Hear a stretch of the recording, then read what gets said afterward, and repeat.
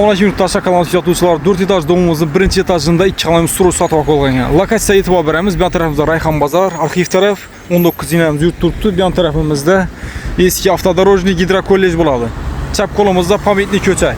Yurttaşlar shudagi joyimizni ko'rib chiqamiz, yaqinlarimizga ulashib chiqamiz. Asa ketdik.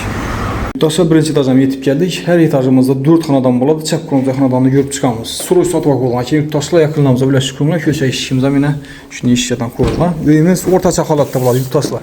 Ayak tilenmir, yağız pol. Remont talep uyumuz. Yanımızda yine 2 xonasi.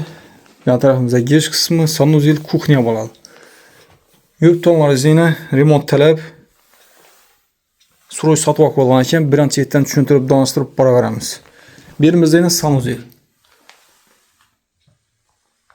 Remontatsiyada zo'r bo'ladi. Birinchi etajdan so'rab bering, yurtdoshlarimizni tashlab qo'yinglar.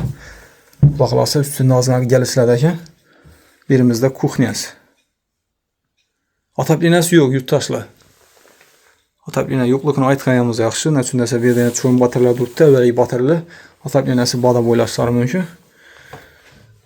Bize klient yollanmamiz, uyning egasi yollanmamiz, o'rtadagi odammiz. Shuning uchun o'zingiz kelib savdolashinglar. Xudo xolasa ma'qul bo'lsa, o'zingiz egasi bilan zavqlashaverasizlar. Birimizda zal. Yanımızda balkonumuz ham bor. Vəclərini yurttaşlar mənimcə getədi.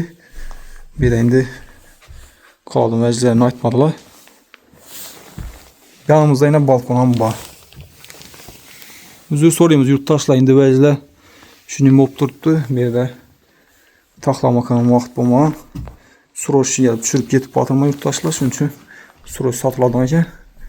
Şuna qırab telefona verəsizlər. Birimizdə spalnis. Aynanamız akva ekan. Köme fonunda durubdu yurtdanlarız. Yurttaşlar şundan bunun narxına gələn olsaq, narxı 315 milyon da turibdilar. Kimon ma'qul olsa ekranımızda belirlenen nömrələrimizə çıxarasızlar. Satıladan məqləz olsan bemalol telefonla satışda yardım verəmiz. Bu xüsusi ücret kanalıdır. Etibarlar üçün rəhmət, sağ olun, salamat olun.